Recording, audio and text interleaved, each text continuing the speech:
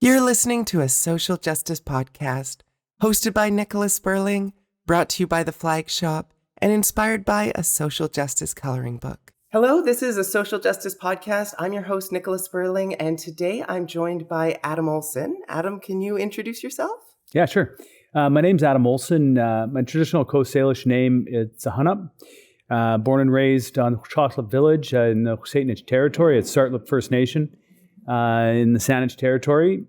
Basically, the SÄHENEP Peninsula and throughout the Southern Gulf Islands, San Juan Islands, U.S. is where the territory is. I'm the member of the Legislative Assembly for SÄHENEP North and the Islands, and I proudly represent the JOZHİEÐ territory in the legislature and part of the BC Green Caucus, elected first in 2017 and re-elected in 2020, and continuing to do the work. Just getting ready to get started here again in the legislature. So it's going to be a busy spring. Absolutely, yeah. You're always super busy every time I talk to you. And for full transparency, I'm on provincial council for the BC Greens, so there is a bit of a partisan bias at play here. I just want to be upfront about that before we get into things. What we do normally when we're starting our podcast is we try to give the audience a sense of what the big issue is. Yeah. So when we say Indigenous issues, what are we talking about? As I've talked to you about previously, all of our topics that we're covering so far are fairly broad topics. So we're obviously not going to touch on everything, every Indigenous issue that exists in the world. Yeah. But just to give our audience a sense of what we mean by that, what are some big issues that Indigenous people face globally? Well, I'll start by backing up a little bit. The colonial governing structures that we have set up have created these political parties. And I think that they are outside of the big global issues of Indigenous rights, Indigenous well-being.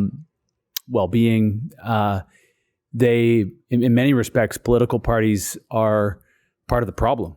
To be honest, I think they continue to perpetuate what is this colonial framework that of governance that has suppressed and has really been devastating to Indigenous peoples globally.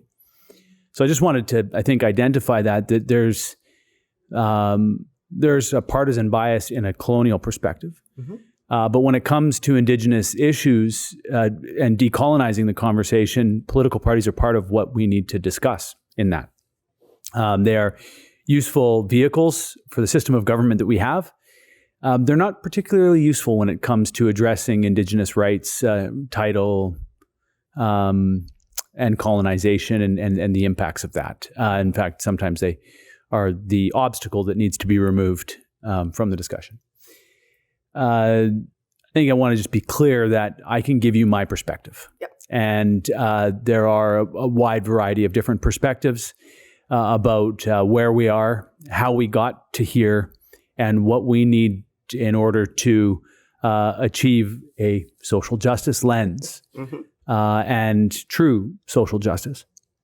But I think it's true that across the globe, Indigenous peoples and their cultures have been suppressed. They've been eliminated. They've been imprisoned, put in schools or like residential schools and day schools. And over, the last 150 years here in British Columbia, we've experienced that. We've seen the impacts of that. We see the impacts in our First Nations communities of that colonization. And, really the work that we have in front of us right now is a process of understanding how it is that we govern this area known as British Columbia in accordance with the laws that our Supreme Court of Canada has identified for us, and that is that, and Supreme Court of British Columbia, that the way that we've been governing this area has not been reflective of even what the laws of this country are. So, and what they were rooted in. So, I think in general, the story for me is one of displacement, intentional displacement from lands and territories, a desire to separate Indigenous people from their territories, from the resources that they developed and harvested in an effort to basically powered by greed, corporate greed, really. You take a look at what the Hudson's Bay Company was and the other companies that were operating on behalf of just the British Crown. It comes down to, these companies wanted access to those resources, and so they used all manner of ways to separate Indigenous people from their territories and then to extract in a very unsustainable way. Right. It was sort of a competition between European nations to see how much of the world they could take over, essentially. Yeah, right? the crowns, the European crowns empowered corporations mainly to do that work for them. Right. And so off they went for their ships. And when they came here to the BC coast, they saw, just an incredible amount of timber and an incredible gold and all sorts of other minerals and set about over the last 17 or so decades in extracting it in such a crude and unsustainable way that we're left now with denuded landscapes and court cases that talk about, like the Blueberry River case just recently, JOHዔ case, talk about the cumulative impacts of the decisions that have been made. One of the hallmarks of the Crown governments that we have is individual decisions are made independently of all of the other decisions that are being made around. So when we talk about, I would take the Trans Mountain Pipeline for an example. They mitigate each river crossing, mitigate each environmental hazard and obstacle. Nowhere in the process was the full impact of that pipeline considered. Just each and every individual obstacle was mitigated. And so that's really, I think, a way to illustrate the whole program was one of one decision after another that has led us to the situation that we face now. Right. And sort of coming back to the point that you made earlier about how political parties are often the problem, what motivated you to get involved in politics? Well, it's a bit of a story. I got nominated first to be on Tsartlip Council back in the 2007 election. Both my sister and I were nominated. My wife, Emily, and I had a child coming, and he was born one day after the election. And I kind of joked that, learning how to be a parent and a politician at the same time is not desirable. So I thought, well, the first thing I need to be responsible for is the child that we're bringing into this world. And so I stepped back from that election. My sister got elected in Tsartlip, and I stepped back. And then a couple of months later, the door started, someone at the door was knocking and asking me if I'd ever thought about getting involved in municipal politics. And having grown up on an Indian reserve in the country and kind of understanding Indian Act policy with very, very little awareness of the Local Government Act or of provincial laws and regulations, I threw my hat in the ring and ended up getting elected. And it was a crash course in property taxes and mill rates and infrastructure and zoning bylaws and tree cutting bylaws and bylaw making processes. I basically got elected because I was a community kid that grew up in the community, and everybody knew who I was. I was a soccer player and a baseball player and an umpire, and I got elected for the reasons why people get elected, and that's because you're a visible community person, and then I had to go about doing the work. And so I spent 5 years at the council table doing the work. And after Elizabeth May got elected in Saanich Gulf Islands, and I did some work as a consultant on her campaign, the BC Green Party started to recruit me to see if I'd run for them. And a decade later, here I am. Wow. I didn't actually realize you'd been involved in politics for quite that long. Yeah, it's 14 years now, I think. Yeah. 14, incredible. Well, I ran in that 2013 election and came very close, and then ended up serving as the interim leader for the BC Greens after Jane Sturck stepped down. And then in 2015, Andrew Weaver became the leader. He ran unopposed. He was the only Green MLA at the time. So he became the leader, and I then started to work on getting elected. And so that was the 2017 election was the second election that I ran in. Right. So you've been interim leader of the party twice now. Twice. Wow. Yeah. This is a question that comes up because often on the podcast we have, or we see intersections between different groups that are marginalized. And I wonder, what have you noticed as far as how people with white passing privilege experience the world differently from those who are perceived to be or who are Indigenous? Well, I certainly think, my experience in life is remarkably different from others. And I recognize that. I think there are some examples of where, I've been in the workplace and heard what people really think because they had no idea. It wasn't something that I talked about, who I was and where I came from. So, it was, I think, an eye-opening experience for me when I was first getting in the workplace, to really understand or see what some people really think and hear what some people, and it's devastating, that reality and that understanding.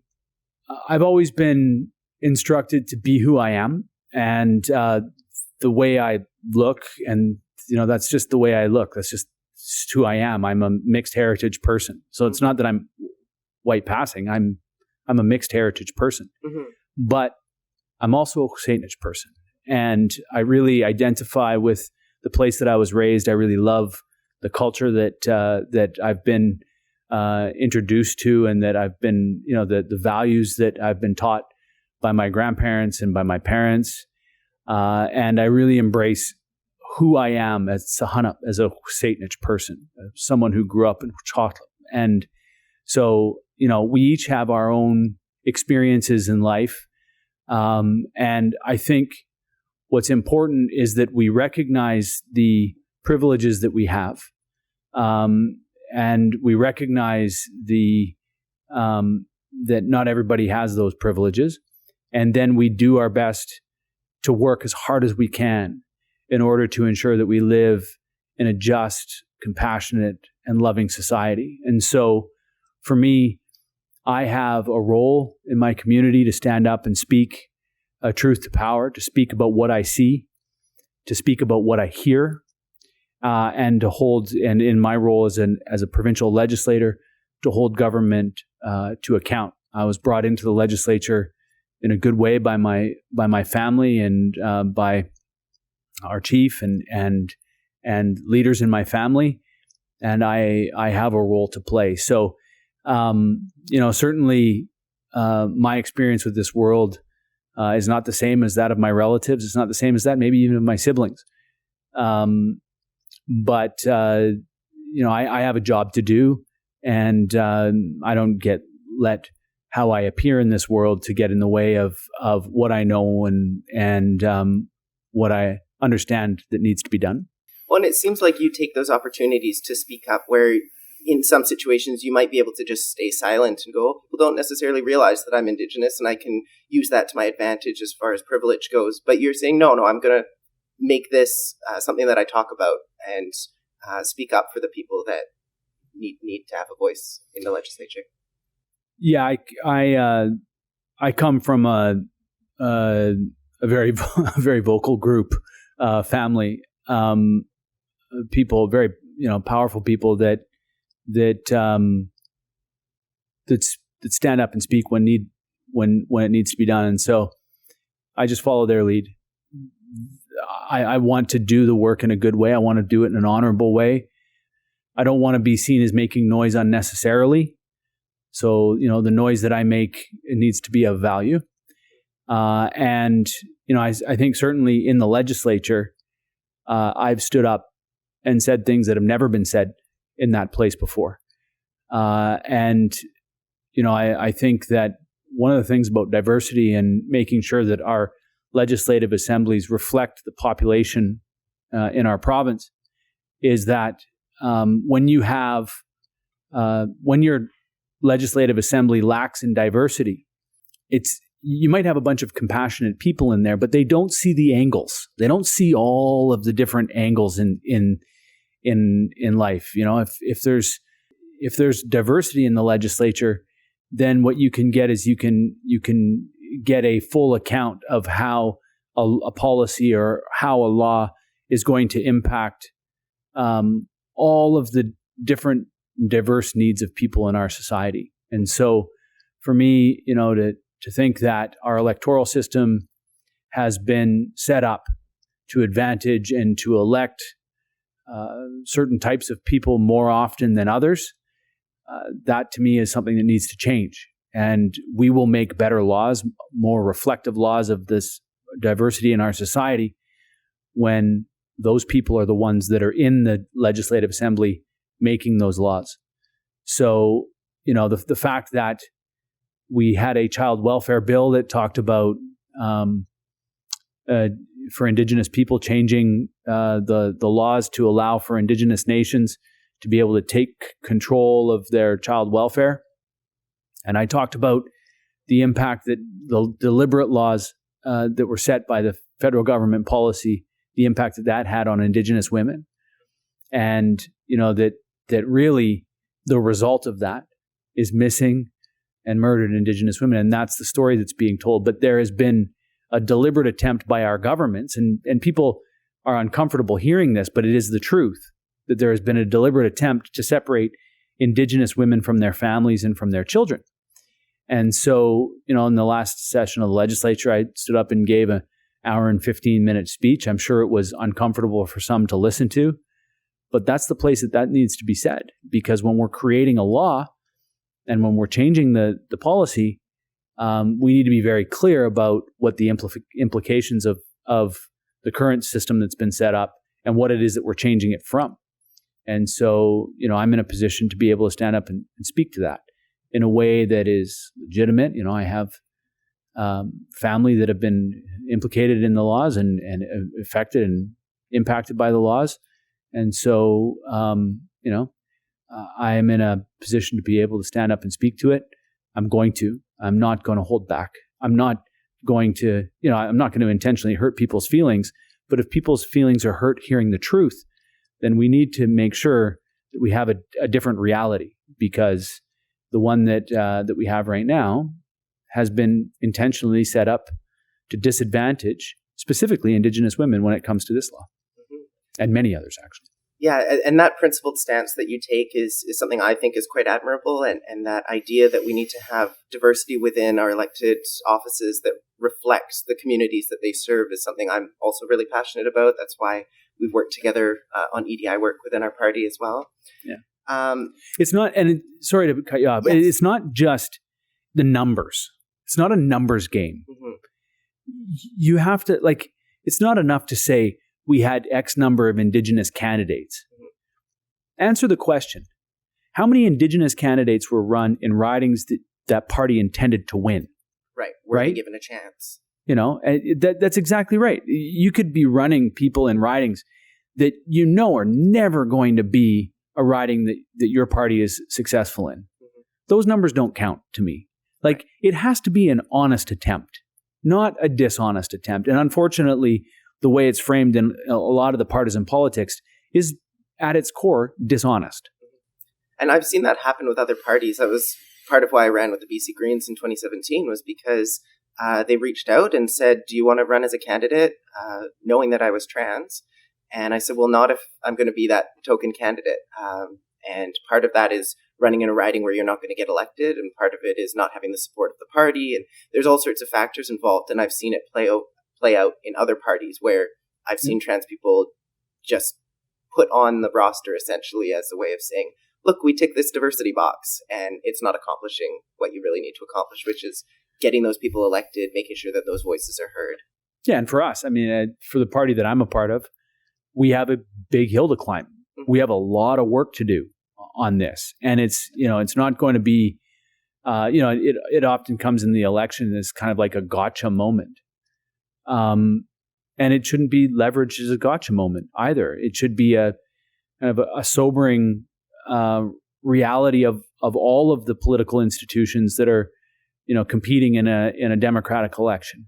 We've all done a terrible job of electing a representative cohort. We haven't. We have not elected a representative cohort.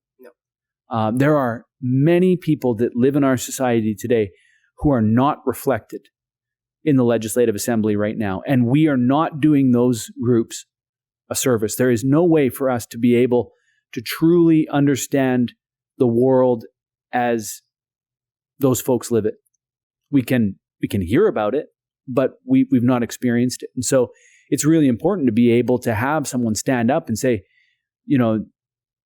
this is how I experience the world. We were coming over here, we were talking about how the world is designed for able-bodied people. It is our design guidelines and the way buildings are designed, the way architects design structures, the way communities and cities are designed, they're designed for an able-bodied person.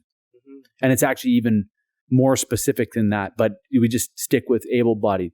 We see disabled parking spots that are jammed up against a building that if you need to get out and you're in a wheelchair and you need to get out by a ramp, there's absolutely no way that you're going to be able to. We have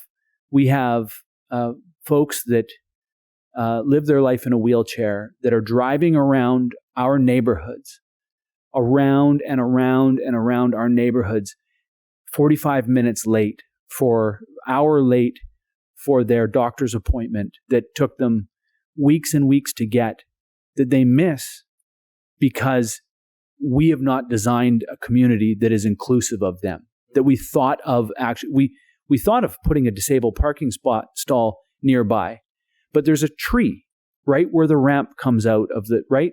So, I think that it comes down to, we have people in our society right now, a wealthy society. We have people in our society that are on income and disability support payments that are living $10,000 below the poverty line.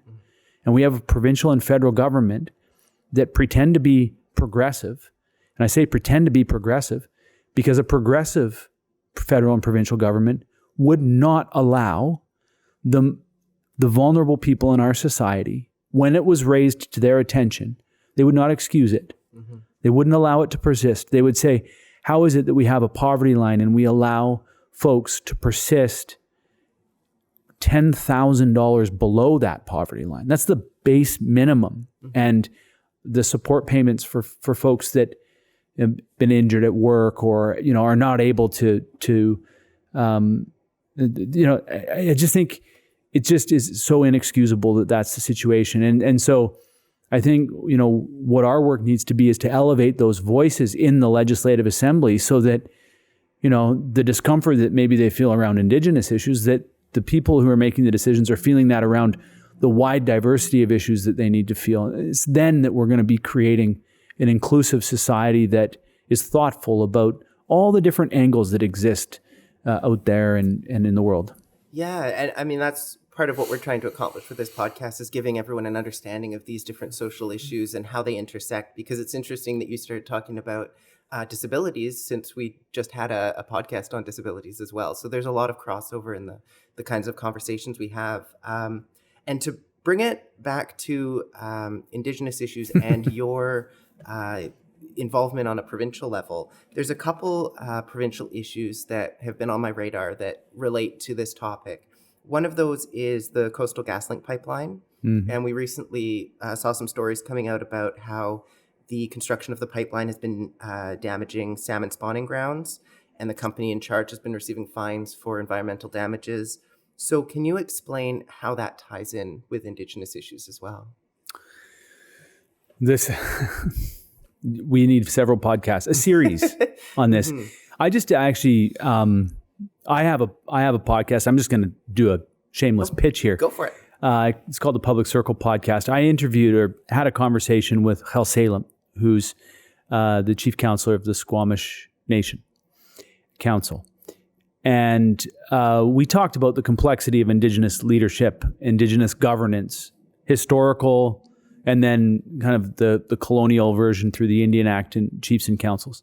I think one of the things that JOZ shared that I think needs to be repeated, and that is that the people who are governed are ultimately the ones that determine what the legitimate government is. And we see a wide variety of governance structures. Some of them exist long before there were Europeans here, hereditary chiefs. And then there's elected chiefs and councils that exist only because the Indian Act created that system. And both are embraced by the people in their communities. And so I think it really does come down to one of the really most important clauses within the Declaration Act that we passed in 2019, which is the right to self-determination. And ultimately, the heart of that means that Indigenous people have the right to determine who they are, how they're governed, who governs them, and how their territories are governed. What we have experienced over the last 170 years in British Columbia are federal and provincial governments that have been manipulating the governing structures for their benefit. And so what we see in the Wet'suwet'en territory as an example is we see Indian Act, Indian reserves and their elected chiefs and councils.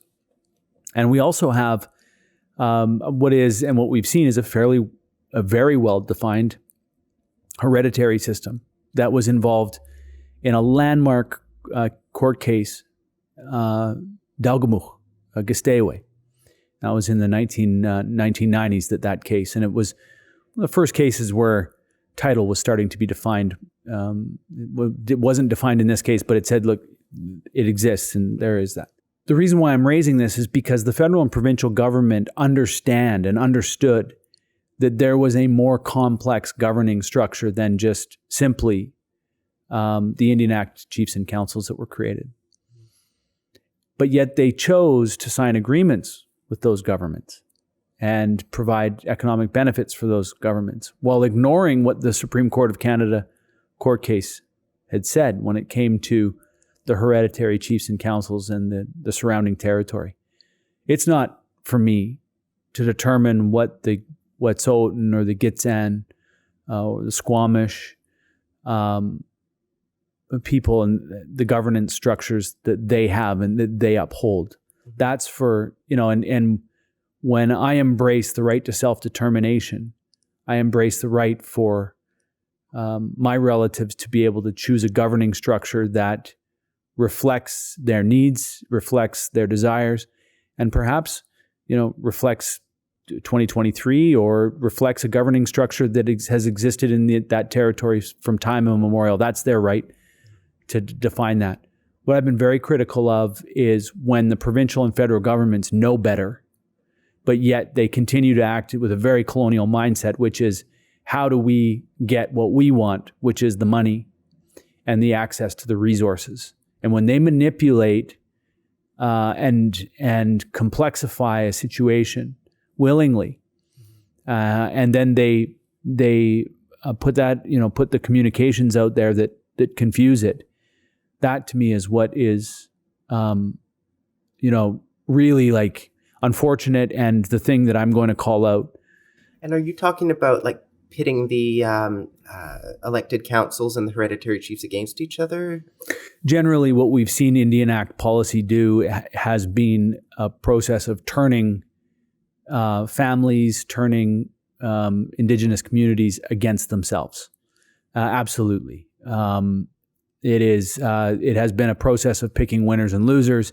It's been a process of separating children and parents. It's been a process of removing language. It's been a process of tearing down ancient institutions and replacing them with colonial institutions, and then only talking with those colonial institutions and then pretending like you're talking with the ancient institute.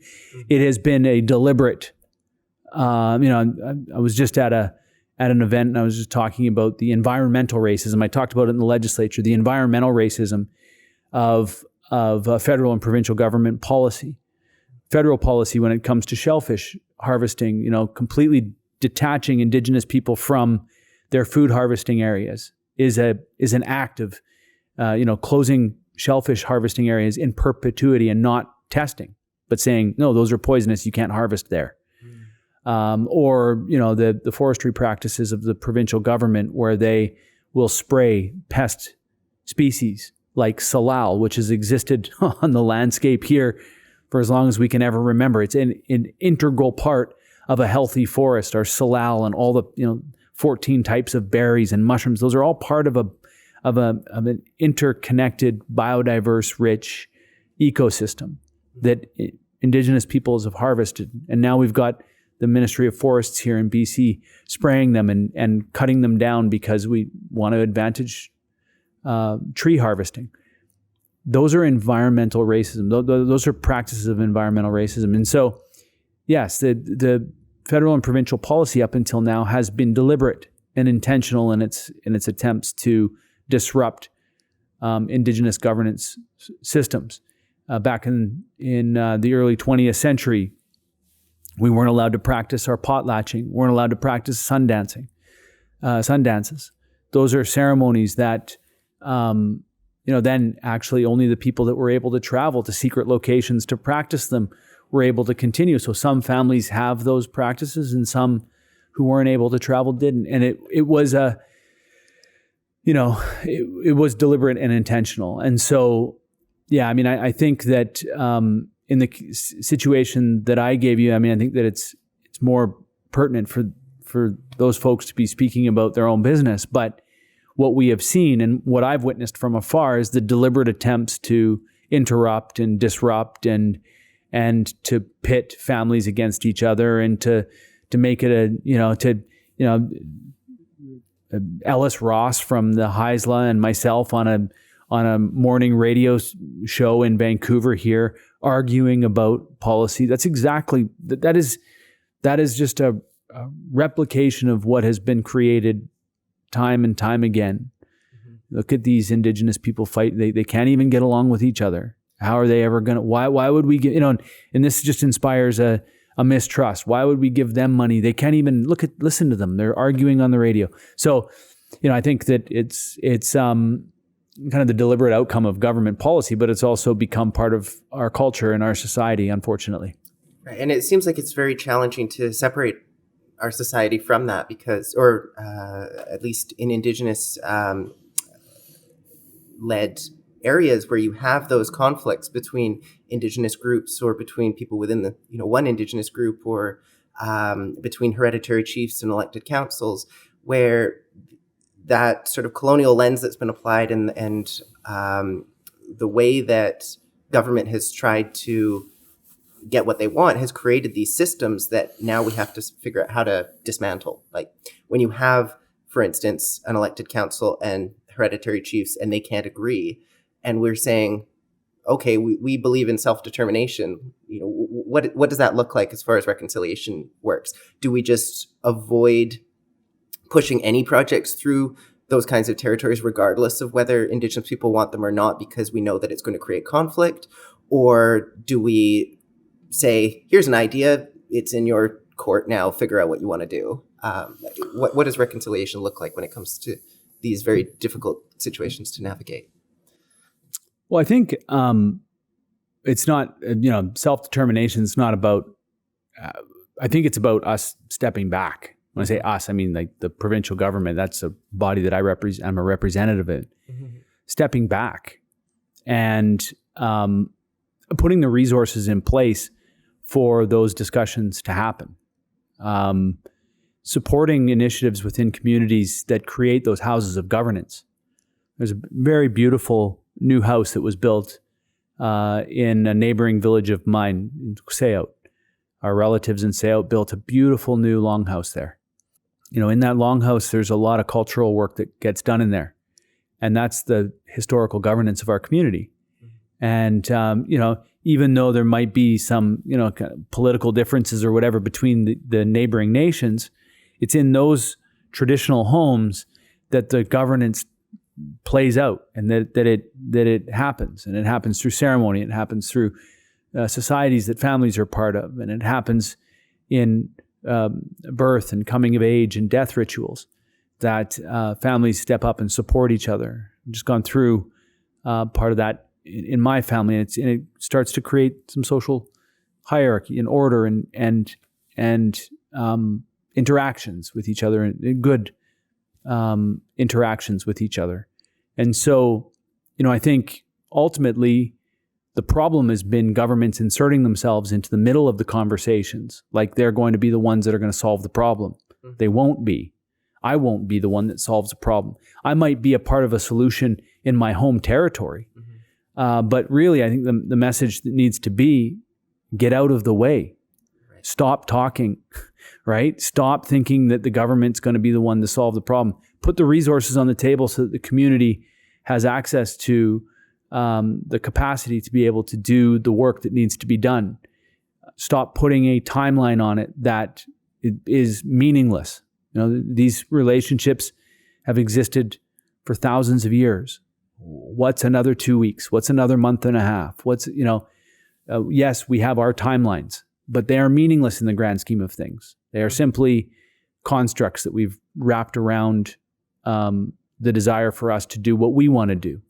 So, when I take a look at, for example, what happened out at Fairy Creek was another example of this. This is another one I was going to ask you about. Yeah, 1,100 or 1,200 arrests, the single largest act of civil disobedience in the history of Canada, from what I understand. More arrests anyway.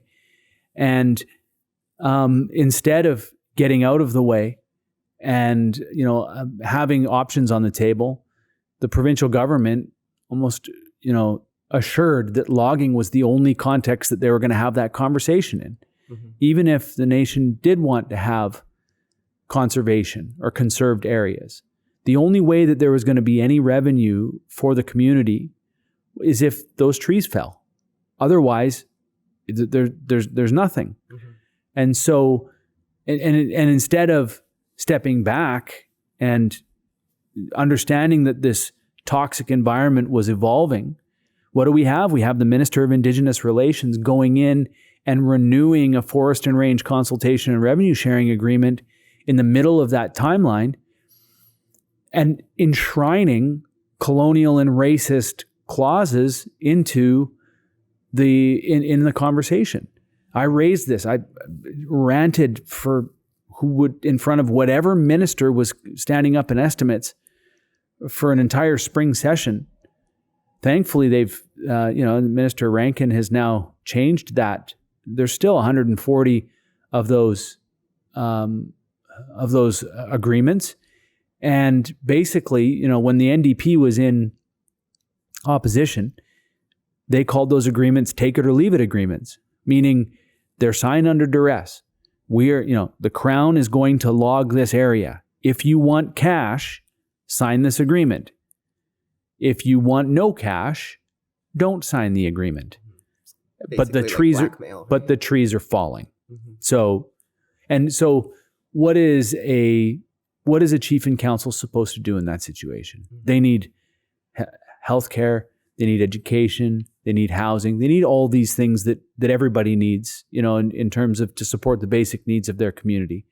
How irresponsible would they be not to participate in that? How irresponsible would it be for, the Indigenous communities that signed on with pipelines, where the provincial and federal governments go into those communities? We know the conversation that they go into those communities with. This is a pipeline that will be built. And if you hold out, we are going to hold out longer. And that's essentially the tone and the context of those conversations.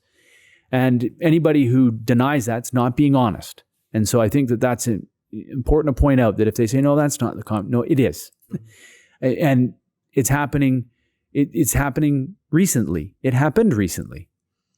And anybody who's a part of those conversations knows that they've been a part of those conversations. But really what it is this initiative is going to happen, and you're either going to sign this agreement and get some cash for those programs that you need, or you're going to sit back and watch us log your territory or build a pipeline through your territory. And then what happens is the government then stands up and says, we have X number of nations that are behind us, that support this initiative. And they've forced into signing non-disclosure agreements, so they can't talk about what it was they signed or why it was they signed. Mm-hmm. So this is the way that it's been. And this is the reason why I think that it's important for us to recognize that the Declaration on the Rights of Indigenous Peoples Act promises a very different structure than that. And when you see what has been negotiated by Blueberry First Nation, Blueberry River First Nation up north, and the other treaty nations in the area and their neighbors, and what we see with some of the other agreements that are starting to come, is a remarkably different framework. A framework that looks at that where Indigenous leaders are able to negotiate the things that are important to them without having, the federal and provincial government. And it requires court cases to drag the province and the feds kicking and screaming to the table. But the courts have been providing that, creating that table by the decisions that they've been making. Talking about Canada a little bit more broadly, we've had the discovery of, I guess we need to say suspected grave sites. I mean, we're almost positive that those are grave sites, right? How many, I suppose, is the only real question. But can you explain some ways that discovery has impacted the conversations that we're having around Indigenous issues, and what the impact that is having on Indigenous people as far as sort of resurfacing past traumas? And yeah, big question. I mean, I think so. As I said on, I think it was, what was it, May 31st or May 20, whatever that timeline was a few years ago, was it, these are stories that residential school and day school survivors have long known about. Right. It's not a shock to no, Indigenous people. This has not been a surprise. Mm-hmm. I kind of look back through time at these kind of interesting moments where what is known becomes kind of understood across the rest of society. Mm-hmm. And I think I Don't Know More was one of those moments where the conversation went from kind of one thing to a different thing, and I think what the Tsleil-Waututh people, when they have made the announcement, kind of stark announcement about what they found with ground penetrating radar, kind of put it in a context that was undeniable for people. Mm-hmm. Our society was fragile at that time because of everything else that was going on as well, and so I think it caught a lot of people off guard, and there was a lot of people in kind of a vulnerable state, and they certainly, broader society kind of engaged what the Truth and Reconciliation Commission and Murray Sinclair and his colleagues were talking about, in that report. It's all there in that report. Mm-hmm. They just hadn't done the communities with these residential schools, these institutes, just horrific institutions in them, hadn't done the technical work to kind of back up what the witnesses were saying. Mm-hmm. And now that's happening. It's happening in Williams Lake. It's happening in Alberni, Port Alberni. It's happening at Cooper Island. It's happening in Kamloops, and in communities right across the country. Mm-hmm. So, I think that there is a better understanding of exactly what those schools were about, those institutions were about. Mm-hmm. And, I think it's important to recognize that, day schools were often viewed as better. They weren't. The only reason why you might be able to consider them better is because the students got to go home at the end of the day, but it was the same people, these religious institutions delivering the same kind of so-called education, and they were horrific too. And so those institutions were a tool, and the government was very forthright about it. It was to separate the Indian from the child.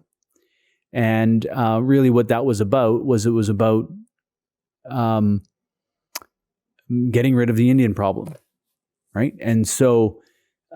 stripping people of that identity, essentially. Yeah, that's right. And one of the ways that Canada was not going to have to be responsible for ignoring the Royal Proclamation and kind of the law was if they didn't have the Indians to be there to hold them accountable for it. Well, what they didn't count on was that the people who had survived on this lands and on these territories since time immemorial through winters and summers, were resilient. They were incredibly resilient. And here we are today, thriving and with growing communities and our cultures preserved and in many cases thriving, and with a lot to teach people. And so I feel somewhat fortunate in being an elected representative in British Columbia. We, in many respects, are way further ahead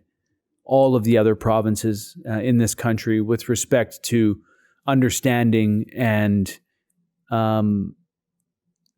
addressing the part of the part of the colonial history and the colonial story that happened here in British Columbia. We also are the most ecologically diverse, the most from a cultural perspective, the most culturally diverse.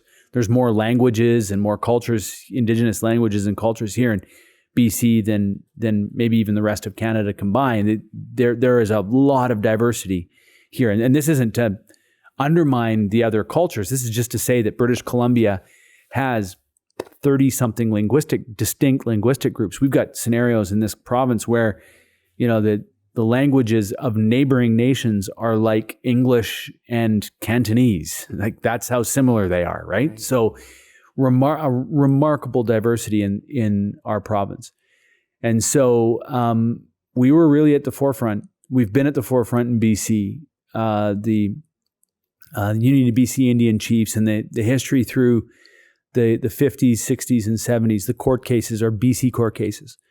And we've really been leading the work in order to kind of expose what that policy was, what it did, and what its intentions were. And the residential schools, the day schools, were the key tool that were used by the Crown governments to try to address the problem as they saw it. And it was horrific. There's stories of kids in day school, and then all of a sudden they're gone. They got sent to residential school, and then they never come back to the community. And each and every time those stories are told, the survivors have to go through it again. And there's intergenerational survivors that who have been dealing with and trying to address in their own way the impacts of those institutions on their parents and grandparents. The behaviors that kind of got passed down, the really, really challenging situations that those children came back to in the communities, and the stuff that they came back with. Each and every time that we have these conversations, it reopens, unfortunately, it reopens wounds. On the other hand, it's in order for us to be able to address it, we have to speak it, we have to be able to say it, and people have to understand it. And I think that for the a number of years after the Truth and Reconciliation Commission came out, all of the information was there, and nobody believed it. And then what happened first at Kamloops and then around was that there was, for the first time since that information came out publicly, a public acceptance of it. And we saw shrines, being set up on the steps of the legislature. Orange Shirt Day has taken a remarkably different kind of tone. It's gone from being something that, kind of voluntarily is done to now part of Canadian culture, in the sense that September 30th is Orange Shirt Day. It's a day of truth and reconciliation. It's a day where we turn and face of that evil history of our governance. Mm-hmm. And we've noticed that here at the flag shop as well, because we sell Every Child Matters flags, buttons, things like that, and all the proceeds go to Indigenous organizations because we recognize you don't want to be profiting off of such a tragedy, but the amount of people that are looking to have a flag or something to show that they, I guess, support Indigenous people, they want to see change. And also on Canada Day, the sort of switch from flying Canadian flags to flying Every Child Matters flags, that's been a huge shift as well. And it's interesting. I don't know if it's related or if it's coincidence, but seeing what the Canadian flag has been used for since, right? There's a very different perception of what the Canadian flag is, or that perception has changed significantly over the last couple of years. So I've noticed it. Yeah. Yeah, no, and symbolism is powerful. Mm-hmm. Absolutely, it's powerful. It's, the source of power in our legislature is maintained through symbols, the mace and, the black rod and, the symbols of power that kind of is in the legislature. Mm-hmm. You watch the mace, it moves up and down, up and down, up and down, depending on what's going on, where the speaker is. If the speaker's in the chair, the speaker's not in the chair, the mace is in different places. Nothing gets started unless that's there. So, yeah, no, these are powerful symbols, and they become to mean a lot more than maybe just, the piece of nylon that they're flying on. But I think, since, what was it, this time last year, the Canadian flag, the meaning of the Canadian flag has changed. Mm-hmm. Absolutely, it has. It would be, it's important to acknowledge that. And I think the orange shirt and that symbolism around that, we have, Pink Shirt Day for anti-bullying. These would become powerful symbols in our society. And certainly, Orange Shirt Day, I remember having a couple of teachers approach me and say, Adam, there's no curriculum for Orange Shirt Day. They expect us, people who did not experience residential schools, who know nobody who went to residential school directly, have no experience of it ourselves. We're not taught it, learn nothing about it, to create a curriculum for our students about Orange Shirt Day. Mm-hmm. And they did their best. Like, they'd been doing their best to try to tell a story about residential schools to elementary schools students and middle school students. And, as they get older, I think the story becomes more and more full in terms of what happened. But I think that it's important not to underestimate what the impact of that's going to be. This generation of students that's going through our school system right now that has been exposed to information about our residential schools, those institutions, that history, since kindergarten all the way through to grade 12, is going to have a remarkably different version of this country than the one that I and probably you and, our peers grew up knowing. It is not the same. There's nothing similar about it.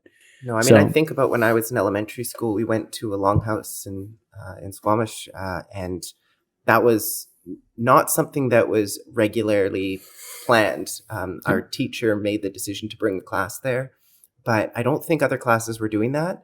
And I learned so much from that trip about, how to weave with cedar and how to make bannock and about the culture.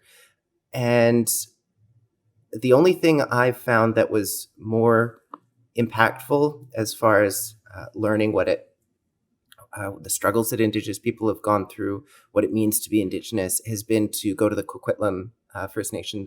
On the reserve, they have an event every year for National Day of Truth and Reconciliation.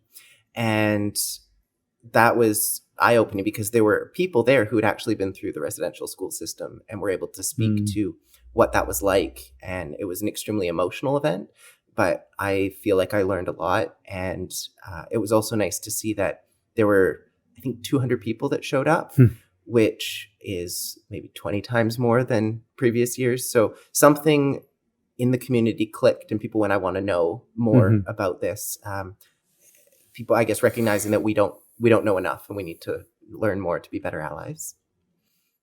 Yeah, I think I think that there has been a remarkable change. I the year before last, the first National Day of Truth and Reconciliation, the first September 3rd, the one that Justin Trudeau surfed, that first one. Right. I was busy. Like, I was going from event to event, talking to businesses, and the second one, I got a lot of invitations, but I decided, that I was going to spend some time with my dad. And so we kind of went back to the land. We went out fishing, and I spent it with my dad and my nephew. And it was a beautiful day. It was the first day that my nephew's first salmon that he caught was that day with his grandpa. And there they were, the two of them, 2 generations, fishing like they should have been doing. Like, that's what we should be doing, is out in September. We should be out fishing. And I decided this time around that this was going to be a day that I spent with someone who'd survived all that horror. And I wasn't, I spend most of my days talking about the experiences, standing up and doing speeches, going on the air, talking about it, doing podcasts like this and sharing. Truth and Reconciliation Day in 2022 was going to be about just pausing, reflecting, and taking time. So, I think each in their own way, we all have a role in terms of what we know and sharing it. But that was a pretty cool day that day, and to see I think he's 8 or 9 years old, reel in his first salmon and his eyes, and every time he tells a story, the fish gets bigger, and the fight gets longer, and yeah, it's he's already learning how to tell stories, to tell fish stories. So that's good, but that's the way it should be. And the experience that his grandpa had, showing him how to do that, and those are important moments. So yeah, I'm glad you were able to have that. Before we start wrapping things up, is there anything that we haven't touched on yet that you think is really important for our audience to be aware of? Well, I think that it's important to recognize that we're really at a beginning of what is a lifelong journey now for us as a nation and as a province, as communities. We've tried for more than a century to separate, to divide and conquer. And what we've learned from that, I think, collectively, is that we are lesser by doing that. Like I was saying earlier about diversity, we are greater when we are inclusive. We are greater when we are open to learning from culture and from the people who've been successful on these lands and waters for thousands of years. They've got a lot to teach us. And I think, the process of decolonization is a process that involves Indigenous people, but it's not an Indigenous people exercise. It is an exercise in how our governance structures have been established, the outcomes that they're intended to produce. And, I think decolonization, as much as watching resources be extracted in an unsustainable way and the profits being taken, out of this province, that's an experience that is as old as the Hudson's Bay Company. Our first governor in this province, it's important that British Columbians understand, our first governor was not a politician, he was a corporate man. And he was installed to do one thing, and that was to extract resources and make money off of it. And so, when we see multinational corporations coming into British Columbia, extracting profits, shuttering mills, sending the profits, out of the province, not supporting the people that they're laying off and who are losing their jobs, not supporting those communities that they've benefited from. That's not a new phenomenon. That's a phenomenon that is embedded in our colonial mindset. So decolonization is saying, how is it that we create a system of government that benefits the people and the lands and all of the species, all that beautiful diversity that we have in this province? How do we create a system of governments that honors that? Mm-hmm. We have a system of governance that pillages it right now, and that has been by design. The clear cutting of trees has never been a sustainable practice, but it's never been about the landscape. It's never been about the watershed. It's never been about the ecosystem. It's always been about how much fiber can we rip out of the ground and how quickly can we do it. And then when there's no more fiber there, how quickly can we abandon that place? And that's so for me, decolonization, Indigenous people have a lot to say about it, and we have a lot to learn from how we can live on the landscape with a decolonized mindset, understanding that those trees and those fish and those whales and all of the species that have to live on that landscape are part of a biodiversity and a part of an ecosystem health that we're part of. And that they, from the SÄHENEP worldview, those are our relatives. And if we started to adopt that kind of mindset, now we're starting to relate to them in a different way. It's not just about the money that we can make off of it, but it's how would you treat them if they were your relatives, right? And relatives that you like. How would you treat them if they were your relatives, right? And you wouldn't be eviscerating them. You wouldn't be, destroying them and not having any kind of emotional response from it like we're doing right now. And, that is basically the resource extraction mentality that this province was founded on and is still at the core. And so when I stand up in the legislature and say, we are a resource colony, that's exactly what I'm talking about. I'm talking about us feeling sorry for companies that posted $9.5 billion in profits. Shell, at the center of the LNG story up north in BC, all of the billions of dollars that tax and ratepayers in this province have given to these multinational corporations, just handouts, just here you go, just to have our money. And then they have the gall to post $1 billion quarterly profits, right?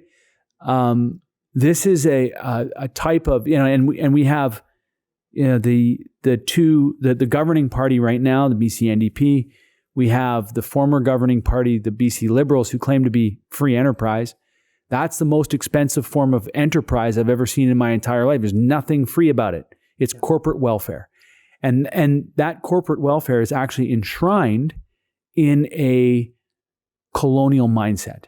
And so decolonization is really about creating a governance structure where those benefits, where the relationship is one that serves the purpose locally and regionally and provincially. I think that BC again is at the forefront of it. And in the coming work through this spring and in the legislature, you're going to see me talking a lot more about how all of the interconnectivity, the biodiversity, the ecosystem health is a culmination of work that we've been doing in the legislature, but it's part of the necessary transition that we need to make from, where we have resource extraction, we have resource protection, parks, we have conservation, right? This conservation mentality where we have to conserve some so that we don't destroy it all. There's some that we've conserved.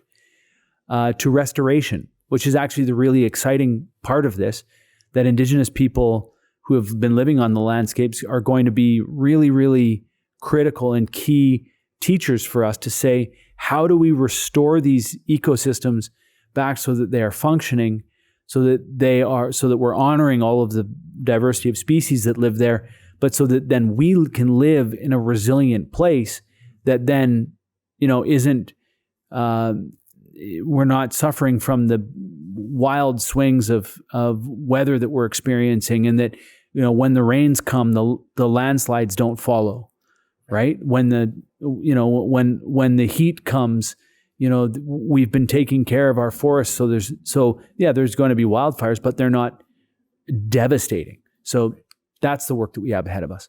Right. And when you're talking about that, you're talking about natural climate solutions as opposed to engineered climate solutions? Because this is a conversation that came up on our climate podcast, you know, Divyani Singh was one of our guests. So there was this debate around do we need natural climate solutions or engineered climate solutions, and it sounds like that might be where we're. I'm a big fan of, nature. Nature has the answers for us. We've been kind of taking pieces out and seeing how does it work. It's kind of like Jenga, right? Like you take a piece out and like, does that still stand? Does it still stand? Eventually, you've got this very fragile structure that at any moment could just fully collapse. And so the restoration economy, or the way I see it, is you're taking those blocks and you're putting them back in. And so in some cases, you're not actually putting them back in. You're just leaving it alone and letting it. So like a wetland, for example, you can keep draining and keep draining and keep draining a wetland. But if you walk away from it, the wetland returns over time, right? That nature starts to rebuild itself. And so, I'm not sure what language that I want to use for it, other than the fact that these landscapes will tell their own story. And I think that the Indigenous knowledge keepers that are in our communities today will let you know which pieces are okay to be put back in. And I just think that we need to move away in this province from an economy that's basically featuring and founded on death, and move it towards an economy that is celebrating and featuring life. And that is really kind of the reflection of the economy that my Coast-Salish ancestors, my JOÞ�EÐ�P ancestors, wealth was not how much I could hoard. Wealth was what I could leave for the next generation as an inheritance. So as a fisherman, I got salmon on my sweater. As a fisherman, if I went and cleaned out that fishing location that my family owned and harvested all the salmon there, I would ruin it for 4 years down the road. And if I did that year over year over year, I would make that fishing location not a useful place to go and fish anymore. And so it might make me wealthy, but it will leave my family and my descendants destitute. And that's not a very smart way to manage a community. It's not a very smart way to manage a province. That's frankly how we've been managing it. That sounds kind of like capitalism. A little bit. So what we need to be doing is leaving an inheritance for our children and grandchildren that's worth having, that they can continue to benefit from year over year and decade over decade. And that means we're going to have to restore those ecosystems. In some cases, allow those ecosystems to restore themselves. In some cases, we're going to have to go into like clear cuts and plant forests, not tree farms, forests, which, multiple different species. And then what starts to happen, like we've seen with the Strait Salish clam gardens, you start to grow a nursery for clams, and all of a sudden a pile of other species start to show up and start to benefit from that work that you're doing, completely separate from the work that you're doing. But you're creating ecosystems for them as well, and they thrive, and then they create ecosystems for other species that thrive. So it's recognizing that we're part of this thing. We're not separate from it. Right. We've had this mindset that it's all here for us to benefit from and use, and it's all about us. And once we can put ourselves in the right place and recognize this world wasn't created for us, we are a beneficiary of a great world. Right. There's another animal in this. We just have to be part of it and humble ourselves a little bit in that context. What we usually like to do to end our podcast is give the audience a sense of what they can do to help. So in this case, it could be what can our listeners do to help further reconciliation, to help solve various different Indigenous issues. That's obviously the topic. What would your advice to our listeners be if they're looking for ways to get involved and to give back? Encourage your elected officials, the people that are making decisions, encourage them to be continuing to walk the path of reconciliation in a good way. Don't ever assume that there's going to be an end to this. This is a process that we've started, and it's one that We will be walking together forever. And it's a thing to celebrate. I think in some cases, well, I'll just say this.